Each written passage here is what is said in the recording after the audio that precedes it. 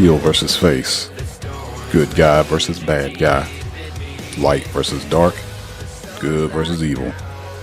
What does a wrestler stand for? Not what reaction does a wrestler receive. Why? Because today's fans have an agenda. They have built-in faves they cheer for.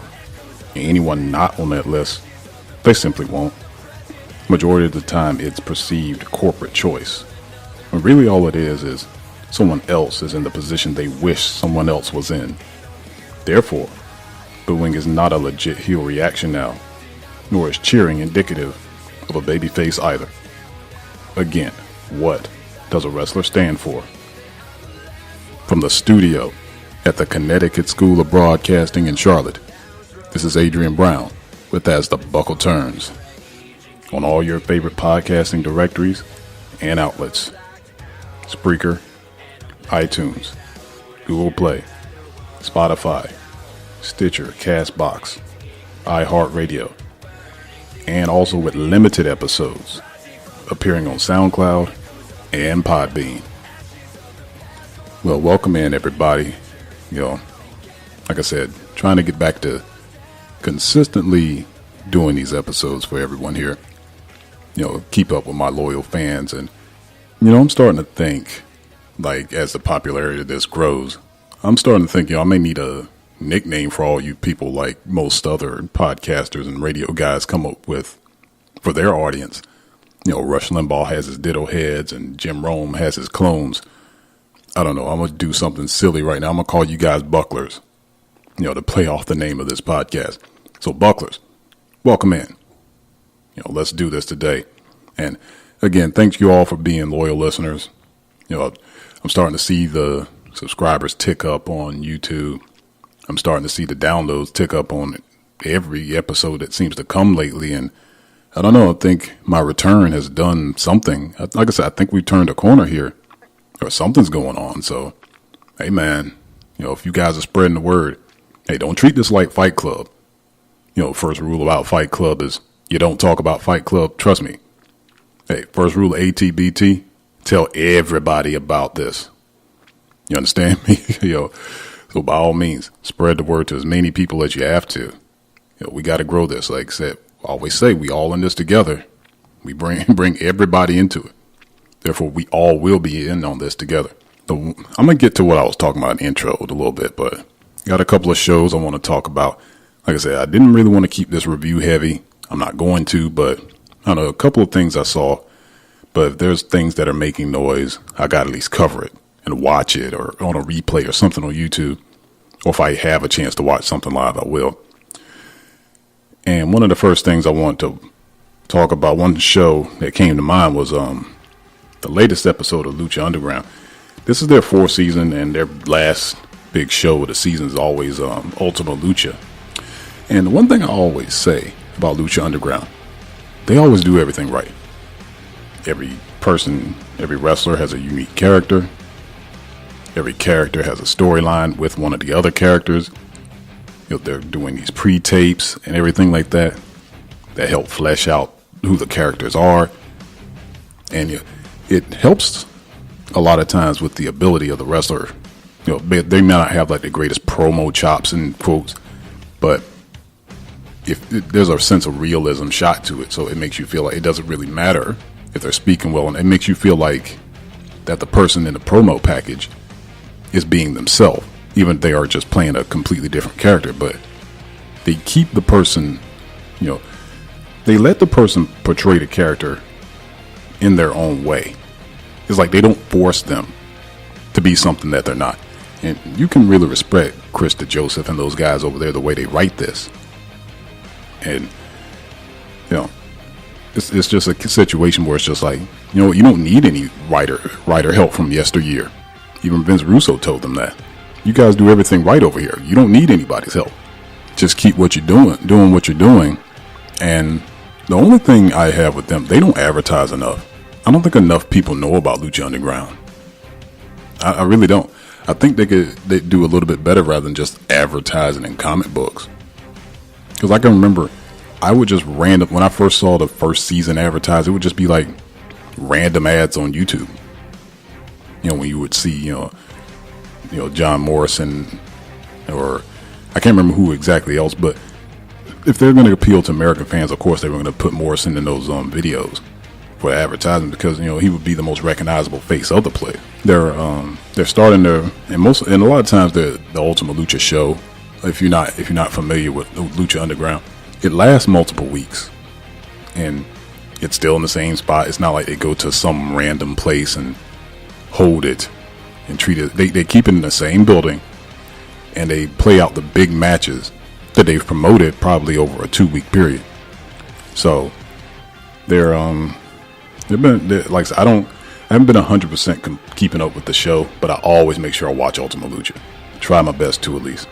And like I said, I'm not gonna bore you guys with like match quality and things like that, or ratings or anything like that. I'm just go over some things I saw on the show. So this is Ultima Lucha 4 or Cuatro, because it's an Hispanic based promotion. They always just say the number in Spanish, but this will be their first week. I think it might be 4 weeks this time. I think it's gonna be bigger than last year. Last year was huge, but the first match was a triple threat match for their trios title, which is their version of a tag title. For those who don't know, trios are big in Latin America. They go with a 3-man or woman team as opposed to just 2-man or a 2-man team or something like that. It was the Rabbit Tribe versus Ivelisse, Sammy Guevara, and some dude named Exolicious. And the champions are the Reptile Tribe, which is Cobra Moon, Daga, and Sammy Snake, or Sammy Callahan, or no, Jeremiah Snake, because his name was in Lucha Underground is Jeremiah Crane.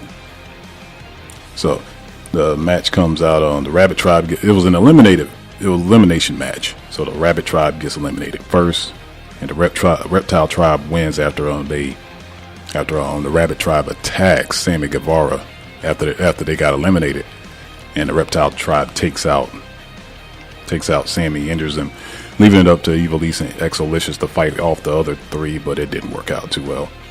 And Exolicious taps to Daga's armbar, while Ivelisse is forced to watch him tap out thanks to Cobra Moon. And if I'm not mistaken, I believe those two will be fighting at the Ladies Night Out event, the next one that Reality Wrestling's putting on.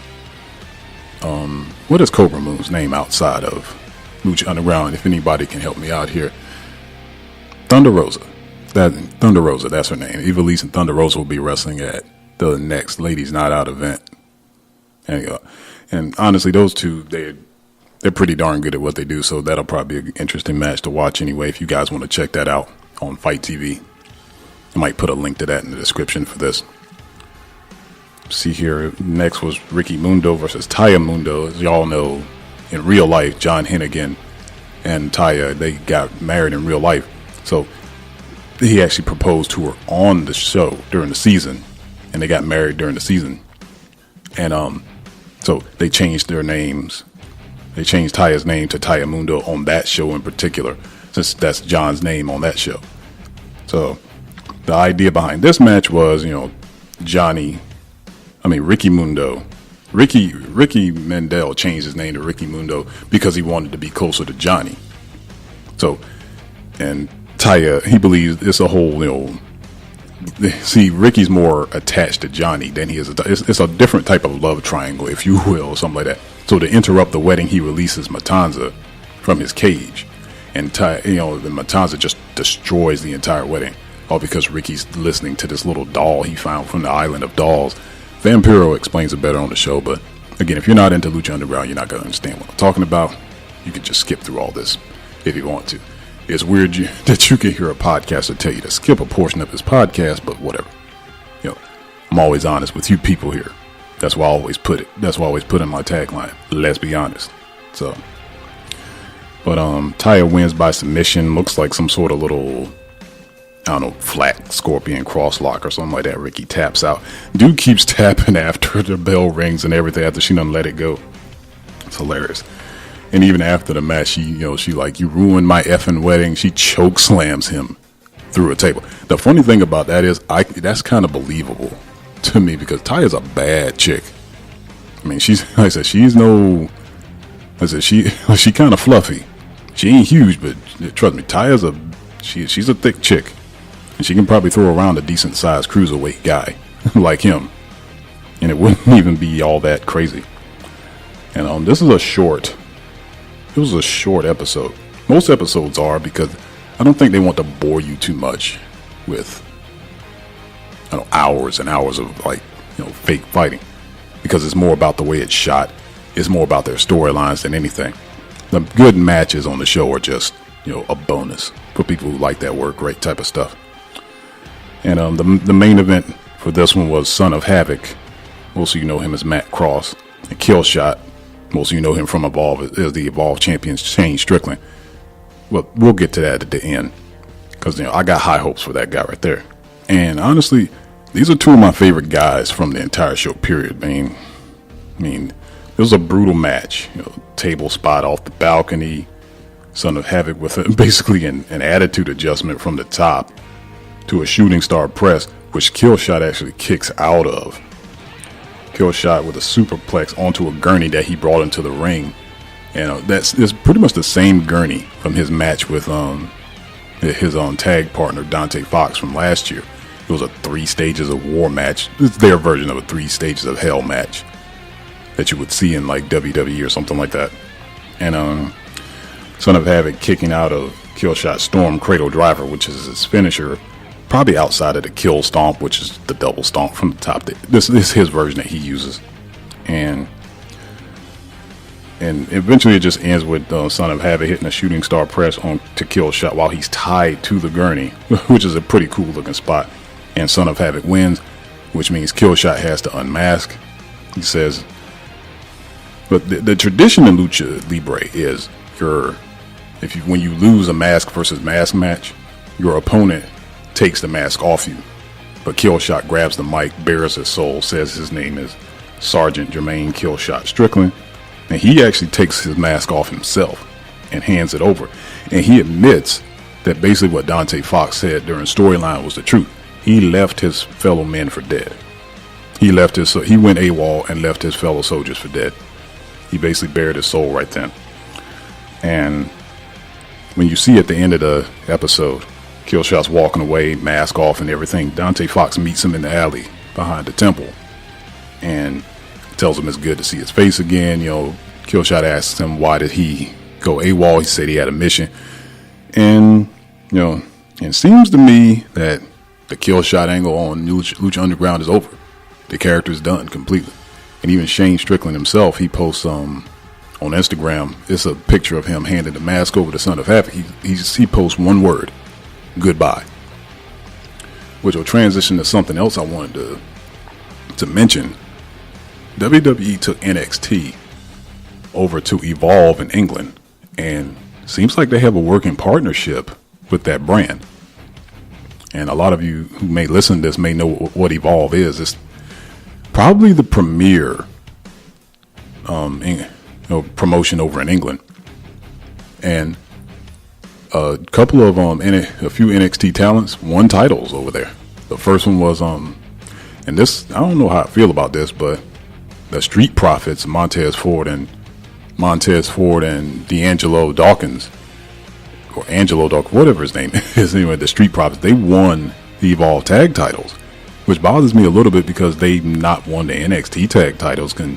Honestly, a lot of people like them as a tag team, and Angelo Dawkins, he finally found a guy that he can actually help elevate and bring, because Angelo's that dude that you keep on your roster to either help develop a young talent or just alongside him, or just work with other younger talent. He's that mechanic, that guy you keep on the roster. He's going to be safe. He's not going to hurt anybody. Kind of like how, before Ty Dillinger got to the main roster, that was his job. I remember when Sami Zayn was rehabbing himself after he got hurt. The guy he was working with all the time in NXT in the ring, when you would see things on the network about the rehab, it was always Ty Dillinger. I think that's Angelo Dawkins' role down there. But this is the most he's been on television. Well, not television, because NXT isn't on television. We all know that. But it's the most he's been on television since he's been on since he's been down there, since he hooked up with Montez Ford, and they made the Street Profits gimmick. But they go over there to Evolve, and they win the Evolve tag titles. But they've not even touched the NXT titles. I'm not sure exactly where this whole Evolve partnership is going to go, but we'll see what happens. But on to the other part about it, just the transition on to what I was talking about with the end of Ultima Lucha Cuatro. The other part was Shane Strickland was the champion of Evolve. And I say was because Fabian Eichner of NXT beat him for the Evolve title. And for those of you who probably wondering where that's going, I'm like, he's left Lucha Underground, which means he's free to be off TV. He's free to be on WWE television now because he's not appearing anywhere else. Because that's what happens. Because that's why they won't invite Ivelisse to the Mae Young Classic, and we know she's one of the best women's wrestlers in the world. Period. A lot of the women that are above her, even kayfabe things like the PWI 100, will actually say she's one of the best female wrestlers in the world. But because she's so prominent on Lucha Underground, they'll never invite her to it. I'm just like, how can you have any type of tournament to crown the best female wrestler in the world or something like that without Ivelisse or even Taya? But because they're so linked to Lucha Underground, they'll never get invited to something like that. It's kind of petty if you ask me, but whatever. But from the looks of things, and now we're talking about Cassius Ohno, who most of you know as Chris Hero or something like that from his indie days and things like that. Now it seems like he's going to be wrestling Shane Strickland. I'm just like, is this leading to what I'm thinking of? Because Shane Strickland to me is one of the top non-talent signed to WWE in the world, I believe, as well. I mean, every single time, like I said, I wasn't familiar with him completely, but when I looked him up as the Killshot character and somebody told me what his real name was, I'm just like, I started looking up his work. I'm like, this dude's incredible. And the more he wrestled as Killshot in season 2 of Lucha Underground, he would steal the show almost every single time he wrestled, but he stayed in character, which is hard to do in this world these days because everybody wants to get themselves over and pop the crowd. He understood what his character was. He even said on his Twitter account he co-wrote like some of the angle for his character, which means he's got other talents as well. And that's impressive to me. So if this Evolve partnership is going where I think it is, you might be seeing him on NXT soon. And that's one of the first times if he ends up being signed there, if he ends up going to Florida, I might actually start watching NXT again. Like I said, I'm big on putting African American talent over, and it ain't even just because he's black. The dude's incredible to me. I mean, he speaks well. He's got this lean, strong physique and everything. And like I said, he seems to know what the heck he's doing when it comes to writing stuff.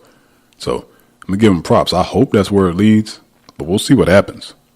Because in the process, the prospect of that kind of excites me. Next on the list, phony outrage. And that's something I call out a lot in this world when it comes to a lot of things. How many of you out there actually know a lot of, as much as you would, about who your country is allied with, who we send money to, where your country's military influence goes, or anything like that? And I know some people don't like politics, but trust me, this works with wrestling. With what I'm about to talk about here real quickly. There's a lot of chatter about whether it was leading up to the Crown Jewel event for WWE. And I was thinking about it, and somebody actually brought up this, me had a quick little conversation in my DMs with a guy I've mentioned on the show before, a guy named Rob Bonnette on Twitter. We had a little DM exchange about a lot of the outrage that's going on with Crown Jewel, and the event finally happened on Sunday. Or, well, my bad, what is this? I'm recording this on a Saturday. So it finally happened. Okay, so it would have happened yesterday. Now, I didn't watch it live because I was at work. There's no way I was going to be able to do that. I mean, I got work to do. I'm sitting there and watching a lot of the tweets come across my timeline. And it seemed like a interesting event. Probably nothing too crazy happened or anything like that. But a lot of what I was hearing before about the outrage about the women still not being able to perform, even though they just had their own event. So But the politics of it all kind of annoys, because I thought about it. I'm like, a lot of people seem to hold, and this goes again to what I was saying in the previous episodes about the standard that people seem to hold a WWE to, as opposed to their favorite indie shows or something like that. It seems people hold the WWE to a higher standard than they do even their own government. Because I understand that a lot of people were pissed about the Khashoggi incident, about him being killed and everything. Trust me, I ain't downplaying that or anything. But here's my issue with that. We've always been allied as a country with Saudi Arabia. That country's always done beheadings and human rights violations and things like that. And we still ally with them because of oil. I mean, think about that. So they've always done despicable things.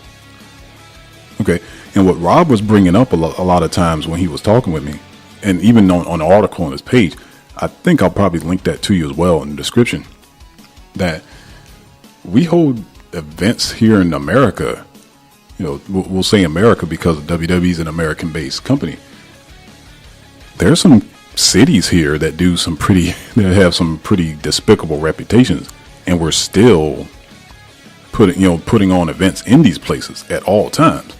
Now, I know we don't probably have a lot of beheadings and dismemberments and putting them in suitcases here or anything like that, but come on, stuff like that was par for the course when it came to the mob in this country, having people sleeping with fishes. I know it's not quite apples to apples, but still, I get what he was trying to say. And then I thought about it too. If you want to see, that's really on a macro level. Think about it on a major level. Well, that was a micro level. So think about it on a huge level. Let's say, for instance, if AAA or CMLL, both of those are Mexican-based companies, right? So with the way this country has become a little bit polarizing when it comes to the way that, the current administration here is talking about Hispanics and Mexicans come across the border and things like that. Think about if neither of those companies, because of that, said the way that they're being talked about here and things like, what if they decided they didn't want to send some of their better talents back across that border here to perform for us? Could you imagine saying goodbye to the Lucha brothers? Or a guy who's becoming super popular like Bandito? Or Taya, you know what I'm saying? People like Taya and Johnny will be able to go back, but they wouldn't want to send anybody up here to perform for us. And they'd be well in their right to. But here's the thing. If they decided to do that, there'd be a lot of people here who would lose their mind over such a thing. Because they would know why they were doing it. But I don't think they believe that CMLL and AAA would be well in their rights when actually they would. Okay, no, we're not beheading people. No, we're not torturing, well, at least not torturing them on U.S. soil. We're not torturing people and chopping their bodies up and things like that, all because somebody said something bad about our president or something like that. Because trust me, there'd be a lot of dead people right now. A lot of dead famous people right now, if that were the case. But the way, you got our president talking about sending thousands of people to the border to shoot people, if that so happened. Imagine, like I said, if either of those companies wanted to do such a thing, they'd be well in their right to. Okay? Because as far as you know, we don't know who those people are related to. It was like, okay, is that how you really feel about us? Okay, we're not going to send any of our people over there to entertain you anymore. Now, if there be any outrage over that probably, honestly, that wouldn't be phony. Because it's legit to those people. But that's the thing. You seem to hold a wrestling company to a higher standard than you do your own government. All because it puts gas in your car. So I'm just saying, that's what I always say, be consistent. If you got a hill you're gonna die on, stay on that hill. Which is what I said before about the whole thing about naming that battle royal after the Fabulous Moolah. I got into a lot of spit about how I believed a lot of that was just more phony outrage. I'm just like, so do you talk about this all the time? Or you're only bringing up Moolah, what she used to do because of this naming situation? Because if you're not constantly, if there's not a cause that you're constantly standing for, and you only bring it out when it's convenient for you, it's kind of, I don't want to keep using the word phony, but it is. If you're not on something year round, like I said, a lot of my heroes, like Martin Luther King or things like that, they were on their grind on things like that year round. If you got a hill you want to die on, stay on that hill.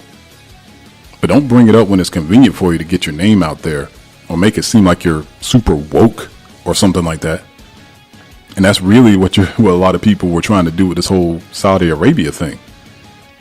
Okay, like I said, I feel for that man. I feel for his fiance and his family. Like I said, but I have no sympathies for these people who are going to sit out here and try and get on their high horse about something when they don't really care about what their own government does, and the fact that their own government have been aligned. Like I said, you're filling up your gas tank with blood money from that same country. You really think, like I said, a lot of these people were talking about they're not going to watch? I saw a lot of Crown Jewel hashtagging. I think it ended up trending first on Twitter for a few minutes. A lot of people seem to be watching. I'm pretty sure the Google search numbers aren't that great, but for a good little minute, like I said, there was a lot of nostalgia on the show when I'm about to get into it now, but I don't know, it seemed, like I said, and the crowd seemed okay. Vince knows what he's doing. Money talks. Oh, and by the way, Matt Jackson, I saw your little tweet about money ain't everything. That somebody sent across my timeline. Money ain't everything, right? Says the guy who touts how much money he's making from selling T-shirts and Funko Pops. Again, miss me with your fake outrage, bro. But anyway, on to the Crown Jewel highlights. And honestly, they go all out there. I mean, the set almost looks WrestleMania-like, long ramps, fancy, fancy scaffolding above the ring. Lots of fireworks. Just like the first one. Lots of fireworks. It's like they saved the pyro budget just for Saudi Arabia. It's crazy. I mean, everybody has pyro and fireworks in their insurance almost, the first time they come out there. I mean, even for the World Cup, which I'll get into, every single person had an individual entrance each time. They go through their little shtick each time. Pretty cool. And like I said, you can tell. It's like, okay, y'all gonna pay us this money. We're gonna put a little bit more effort into the presentation of this. Trust me, it was a huge house show. But like I said, but that's a huge house show. That's one of the best house shows ever. And yes, Renee was actually on commentary. Like I said, I only saw the YouTube highlight video. I don't know if she had a headscarf on or anything like that. Whatever. But yeah, nice set. Lots of pyro. Pretty cool. Rey Mysterio and Randy Orton kicked us off. And you can see when Rey is working, all the spots he's doing. Rey is literally the godfather of this work rate style. It's almost like on autopilot. Every single thing he does, you can see in everybody else that works these days. It's just like, you're just like, wow, I see Seth Rollins do that. Wow, I used to see Neville do that. All that stuff. And it's pretty, like I said, I'm just like, he still does it with flair. He still does it well. And I mean, it was one of the better spots in the match. Is Randy reverses the 619 into his draping DDT. I'm just like, how in the world you do that, dude? I mean, that's the thing about Randy. He's pretty cool. Like I said, he knows what he's doing out there too. I mean, drop kicking him out of the springboard senton and all that stuff. But Rey eventually goes over with some sort of little weird sunset flip combo to a pin. Randy RKOs him and assaults him after the match. Randy's always got to get his heat in. He's always got to stay up. He's always got to stay over. That's just what he does. I gotta be a heel. I gotta attempt to rip his mask off during the match and everything like that. And just Randy being Randy. What can you say? Jeff Hardy versus The Miz. I'm no kidding though.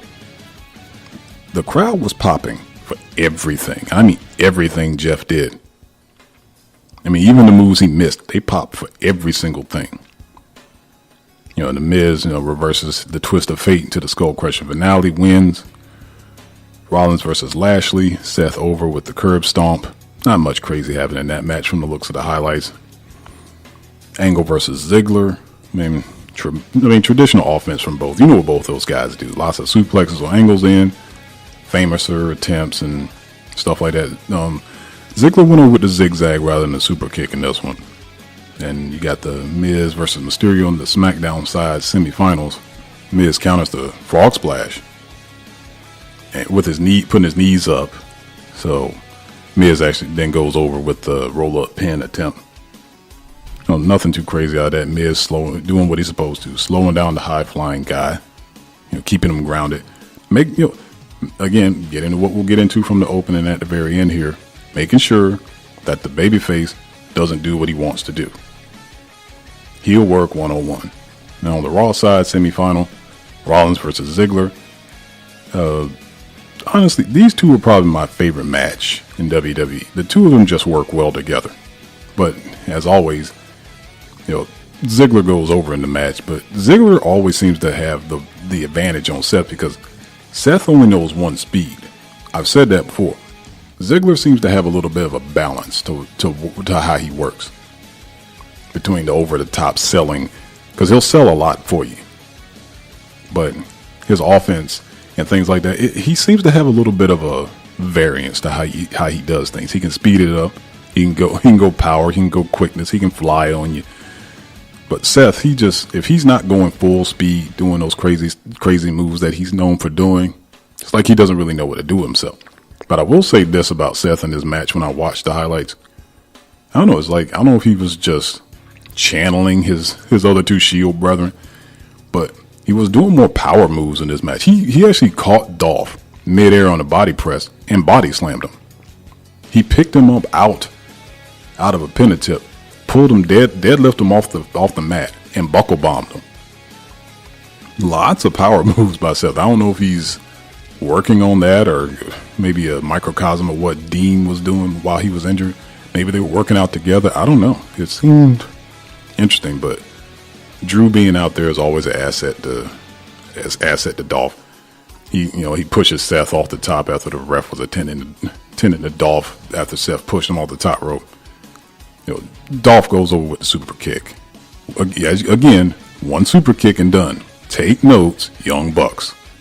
No more super kick parties. Hashtag that. Cancel super kick parties.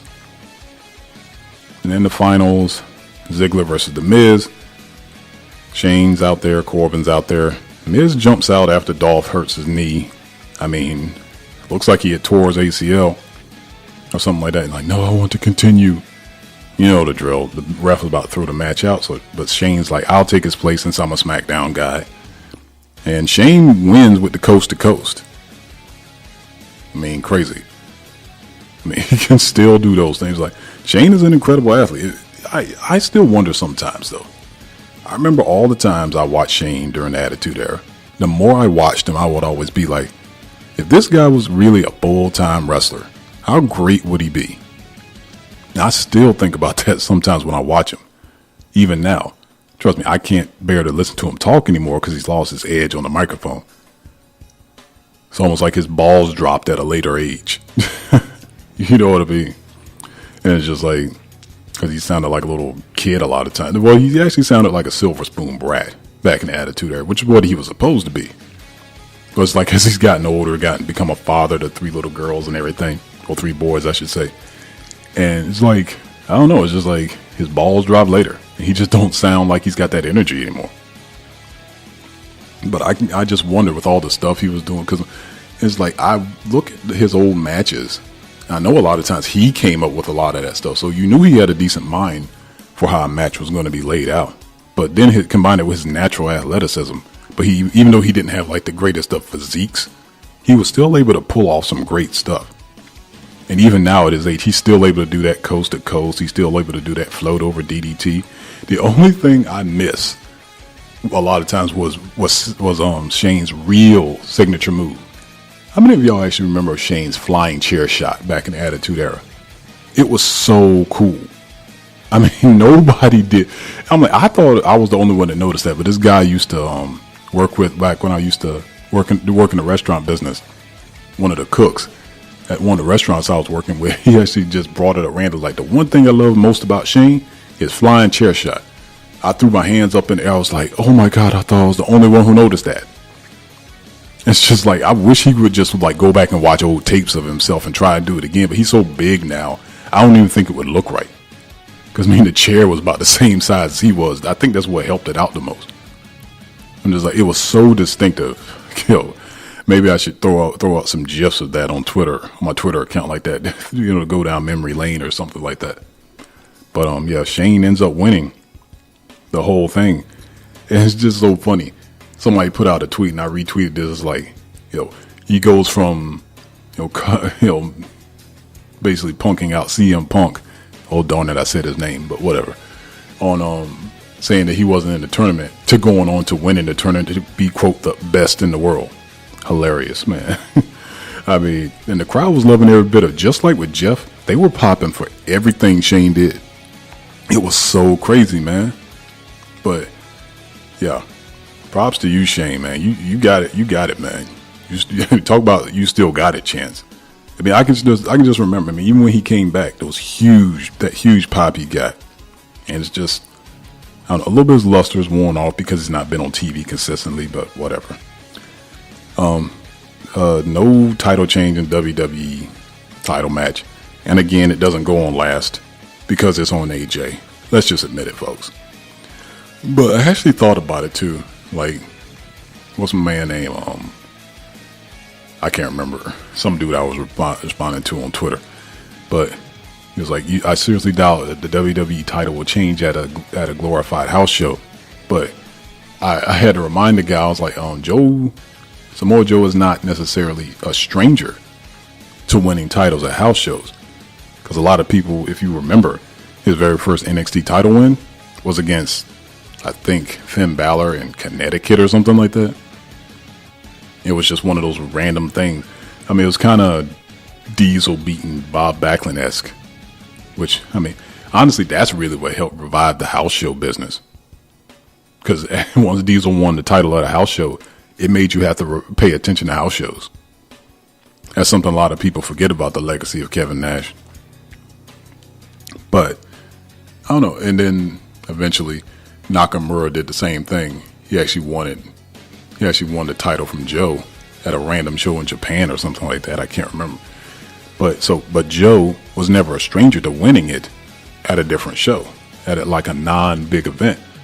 So you couldn't really necessarily just play it off. And honestly, if they had put the belt on Joe at this event, I wouldn't have been surprised. Actually, probably wouldn't have been such a bad idea. But anything to get it off AJ. But now, based on what I'm about to tell you happened in the second match, in the final match after this, oh man, the more things change, the more they stay the same. Again, final match, the vacated Universal title, and most of you know it was supposed to have been a triple threat between Brock Lesnar, Roman Reigns, and Braun Strowman, with the champion still being Roman Reigns at the time. As we know, Roman had to give up the title because of leukemia. So he's probably going to be gone to about 2020. So, trust me, we got to get past that eventually. Still going to be tough, I know. But we got to get past the fact that Roman's not going to be here. But the match opens up. Commissioner or Constable, whatever the heck Baron Corbin is now. He takes the initiative, holds the belt up for everybody to see. Next step, clocks Strowman with the belt. Brock Lesnar proceeds to F5 Braun Strowman 5 times. Match over. There it is. Brock Lesnar is a 2-time Universal Champion. And honestly, I'm looking at Brock. I mean, is he back on the juice again? I mean, I guess he went ahead and jumped back on it simply because, obviously Daniel Cormier is not fighting him now. Since he's fighting Derek Lewis. I mean, this evening as I record this episode. So I guess because before all this, the last time we really saw Brock, he was looking kind of soft. He looked a little pudgy, but looks like he's back on whatever the heck he's on. Guess you saw it as like, well, you're not fighting anymore, so we don't need any more tests. Brock's like, sweet. Where are my needles at, Paul? And speaking of Paul, even the Saudi Arabia crowd knows his entire shtick the My Name is Paul Heyman stuff. Even they know it. That's a star. When everybody knows your stuff, you don't have to wrestle. That's cool. That's legit right there. But as I was saying, though, looks like it's going to be SmackDown versus Raw again. That whole thing at the Survivor Series. And same thing as last year. We're going to have AJ Styles versus Brock Lesnar. Champion versus champion. We already got ruined last year because Heyman buried Jinder Mahal in that promo. Talking about him like that. And they went ahead and just lost their minds and took the belt off Jinder simply because of that promo that Heyman said. And we had to get AJ Styles versus Brock Lesnar, which was just, a lot of people put that match over. I don't. I mean, I just think that match was horrible. Listen, the main reason a lot of us, I mean, I don't care if it was me, Steve Austin, JR, a lot of people said the whole thing about Jinder facing Brock, we all wanted to see how they would have booked that. Because I think it would have been way more unpredictable. There's no way AJ Styles was beating Brock Lesnar. No way. But I think the conventional wisdom, all of us pretty much said, we wanted to see how they booked it. And most of us, we would have had Jinder Mahal somehow come out on top of that match. And I think Heyman knew that.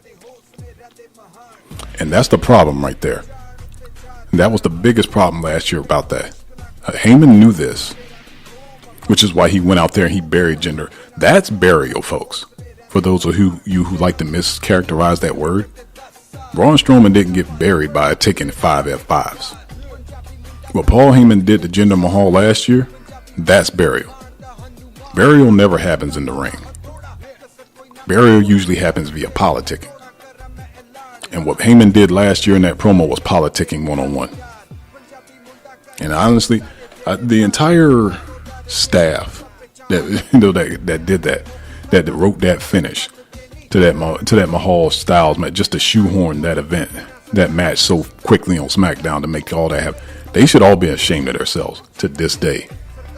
Because Jinder had become a new character. He was building himself up. All everybody had to do was be patient. Instead, we've gotten the longest transitional title reign in the history of the WWE title lineage. Because again, that's all AJ Styles ever will be. He does nothing for a title when it's on him. He did nothing for the title, the IWGP title. He won at his first match. He won the IWGP World Heavyweight Championship in his first match in Japan, just like Brock Lesnar.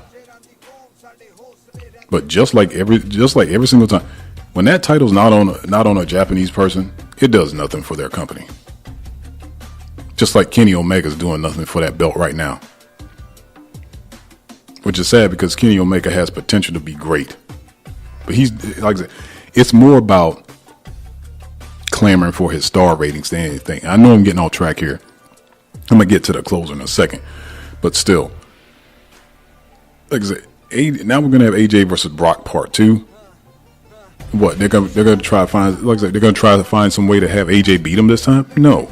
Lesnar does not lose. He does not lose clean. Well, I guess I can't say that now because technically he lost clean to Roman when he lost the title at SummerSlam. Chair in the ring or not, Strowman involved or not. It's not like, Strowman put his hands on Lesnar first, but Strowman didn't actually interfere in the match. So technically, Roman beat Brock clean to a point. So only Brock Lesnar and now Roman Reigns have beaten him. There's no way AJ Styles beating him clean. Not even in his dreams. Lesnar would jump into his dreams and put himself over. I'd put money on that. It's like, oh, you trying to go over me in a dream? I don't think so, son. He'll literally cover there, pop out of that man's dreams, and then probably bang his wife in the process after he comes out of his head. And like people like, see, even your wife put me over. That's a rant for another day. We'll see what happens at Survivor Series because I don't know. Like I said, we could have had something much better last year than what we got. And like I said, those people that put it over, they'll always put over whatever the heck AJ does. But let's just get back on to what I was talking about in the opening. The idea of heels and faces. Now, all it really is just proverbial good guys and bad guys. Just in wrestling and just in kayfabe terms.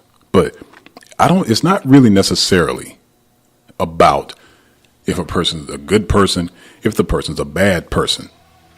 Okay. Ideally, this is the way I'm putting it now. This is the way I've always seen it ever since, my cousin explained to me when I was a young kid, that it really wasn't real. But when I understood it, I knew what, for the purpose of TV and the purpose of entertainment, I understood after a while what it was meant to do. Probably not fully till I was about 10, but I got it. And ideally, this is how I put it. The face, the good guy, whatever, wants to do things to make the crowd happy. And ideally, the heel or the bad guy wants to keep the face from doing those things. But here's the trick. The babyface should want to keep the crowd happy and make the crowd happy while not acknowledging that the crowd is there. The heel should want to keep the face from doing those things again, like I said, but again, not while acknowledging that the crowd is there. See, and that's where the trick comes in, because this is the key. It is about a reaction, but it's not about a reaction. This is the whole art and subjectivity thing of pro wrestling that a lot of people don't get, especially the people that are really stuck in the wrestling bubble. I mean, deep into the wrestling bubble. See, you should want to search for reactions, but you shouldn't be acknowledging it in the ring when you're the babyface. I mean, if the crowd believes you did something great and you hear that, you should acknowledge it to the point of standing there and soaking it in. Like, yeah, I did. Like, yeah, they like that. Like, let them get their cheers out. You don't have to just like jump into the next move. You know what I mean? Because that's where it's just like when these guys get into this like super, it's like suicide dive party. They'll go do one. It's like, hey, run across the ring to the other one and be like, hey, and they'll do another one. Like, let the crowd breathe for a minute. It's like cardiac arrest wrestling. It's like I can't like absorb it a lot of times when I see these guys going 100 miles an hour. I say, okay, make the crowd happy, but don't send them into a coma doing so. But then it's just like, as the heel, like when you hear that, you're like, okay, the next time he tries to do that, I'm not going to let him. You hear that reaction. You're like, okay, I got to stop that. I can't let him do that. Okay, you get what I'm saying? That's what the heel's supposed to do. Like, okay, the crowd wanted you to do that. I'm not going to let you do that. You know what I'm saying? It's the same principle with a comeback. You can't just sit there and be like, I'm not going to, like, you can't make the crowd come for you. The heel is your job to make, to make sure the babyface isn't doing what he's to make the crowd happy. You're making the crowd sad to the point like, come on, give it, give it to us. Stop taking this away from us. We want him to do this. Like, babyface is like, you can't just make the crowd come to you. They have to want to. And that's a lost art right now. But here's the thing. What I say about it is and it isn't about reaction. Okay. What a lot of people think is if a person's getting a lot of cheers, that means they're a babyface. That means they're over.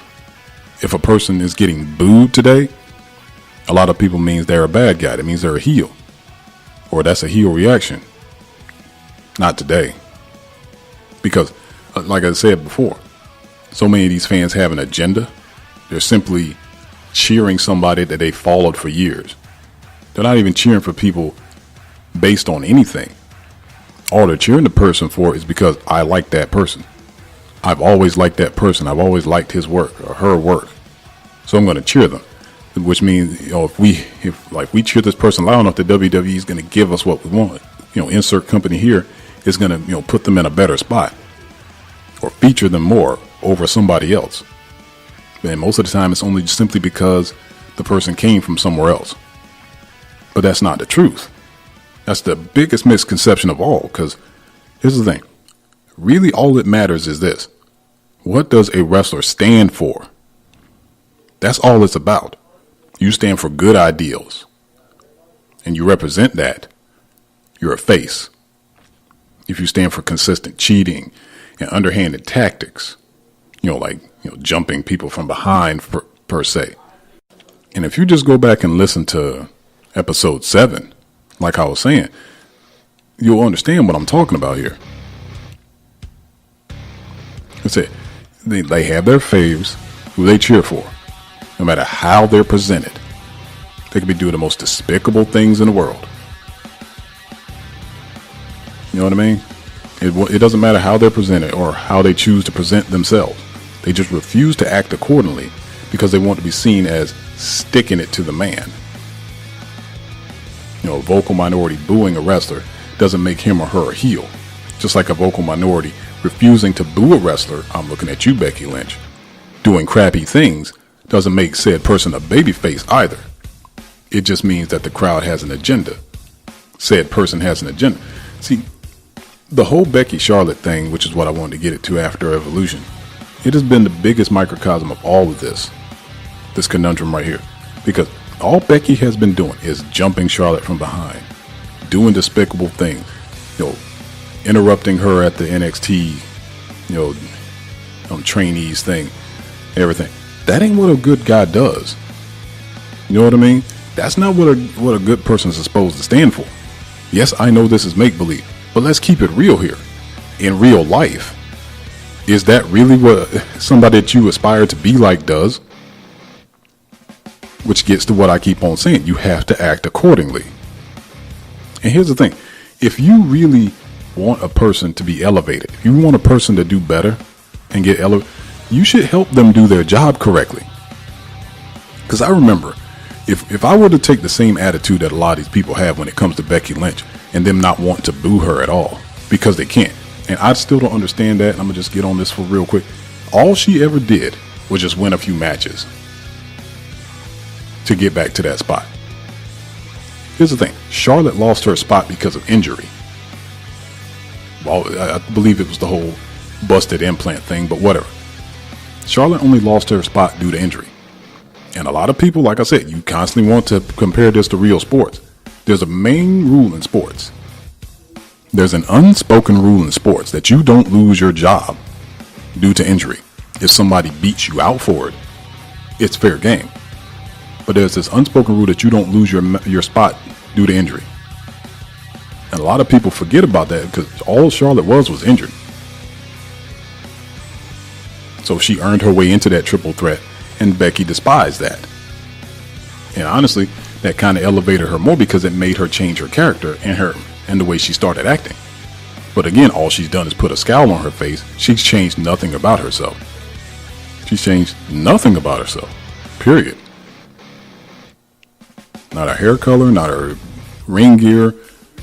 I mean, she hasn't painted her face. I mean, anything. But you won't boo her because, she scratched and clawed her way back to the title. I'm sorry. But here's the thing. A lot of people say it's the same thing. It's kind of the opposite of what they said about Jinder. He was a jobber for so long, but then he automatically got the number one contendership for the title. Well, here's the thing. Daniel Bryan lost to The Miz, 3 times in a row? Then he beats him once and he gets a shot at the WWE title and nobody complained about that. Not to get off topic, but come on. Be consistent. That's what I always say. Be consistent in your phony outrage. But in general, like I said, a baby face is not about cheers. Not in this era, it's not. Like I said, Roman Reigns did nothing to be booed. And all you kept on saying is just like, well, if he's getting that type of reaction, just, book him as a heel and we might cheer him. Again, that's not how it's supposed to work. Book him as a cool heel, as a cool bad guy, and you'll cheer him? Again, people will continue to tune into the show and say that doesn't make any sense. They're going to see the same thing with Becky Lynch. They're going to see her doing these despicable things, acting like a total douche to everybody who's not even deserving, and they're going to sit there and be like, Well, why are they cheering her? Like I hate that. People, casual fans are going to tune into this and they're going to see that and they're just going to be totally disturbed by it. I wish you guys would understand it, but again, I don't expect the IWC, mentality, those IWC logic folks. My audience, you guys are smart. I don't have to explain this to you. All you guys have to do is just send this to a smart who don't understand. Send this to one of those wrestling bubble boys who don't understand how this really works. What does a wrestler stand for? What do you stand for? Then you can start talking to me about orientation. Then you can start telling me about heels and faces. Because until then, I don't care about how many chants you get. I don't care how many cheers. I don't care how many boos somebody get. Until everybody starts acting accordingly to the way to understand what a person stands for, the whole heel babyface concept is going to be lost for a good little while in this generation of wrestling fans. And if this keeps getting passed on, I don't think the generation after us is going to understand either. Because it's not being taught in wrestling schools. How to get heat is definitely not taught if you really, really want to be a heel. How to take a loss and keep yourself relevant. Like the Miz does. Or how to win and keep the crowd on your side if you're a babyface and stand, and not in a cheesy way, but stand for something that people and children want to aspire to. I understand. You can cheer Kevin Owens all you want, but no child wants to aspire to be that. Somebody who constantly turns his back on his family and friends and people that have been beside him. I'm just like, why does he get cheers? Why does he get that many cheers? And all he's doing is, execute despicable behavior. But we love Kevin Steen. We love kill, Steen, kill, and package, pile drive, everything. We loved his work in ROH. He was a great champion. We loved him in NXT. So, you can still love him, but you can help him do his job by booing the crap out of him when he does something despicable. Because here's the thing, you acting accordingly, and I will constantly say that on this show, you acting accordingly helps the talent do their job better. Every single time. And a lot of people always be like, well, the WWE or whatever company thinks we're not going to fall for it or something like that. We didn't ask for all this. When Becky came out there and cut that promo on them, on the crowd, he was like, we didn't turn our backs on you. The company made you say that. We're not going to buy it, WWE. Like, really? You know who else came out there and cut that same promo? Stone Cold Steve Austin. When he joined the Alliance. When he joined the ECW, WCW Alliance. Go back. I'm going to link that promo into this as well.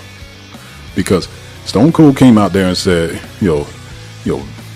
being upset at Vince, talking about, like, you're not, like, I know who you're talking to on the phone, Vince. You're talking to The Rock. You fans, y'all don't love Stone Cold. Like, we still love the guy. But here's the thing. He turned his back on all of us when he did that. And you know what we did? We didn't cheer him. We booed the crap out of him. Because he wanted us to. And here's the thing. When we did that, Steve became a different character. He actually became a better entertainer. That's when he came up with your precious little what chant. That's when he started playing songs and things like that in the back with Kurt Angle and things like that. He became a totally different entertainer when he developed that new side of himself as that Alliance heel.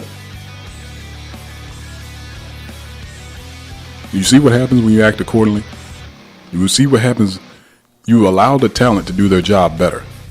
You allow their talent to extend themselves, to stretch their game out more. So here's the thing. If you would actually do that with somebody like Becky Lynch, she's going to allow you, like I said, she'll tap into something different. Because right now, all she is just the Becky Lynch that won the title before with a scowl on her face. What does a wrestler represent? Because some of you, It ain't even just about the orientation of the character. Some of you simply need an orientation about the wrestling business and how this all works, so you can become more familiar with it all over again.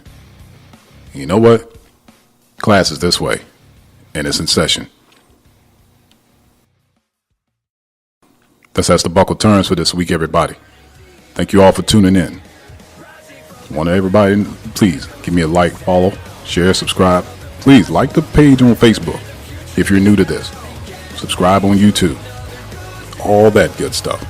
Like I always say, a new episode drops every Saturday, unless I say otherwise. So make sure you're following me on social media to get the updates.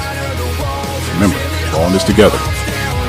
Until then, ladies, as the buckle turns. See you.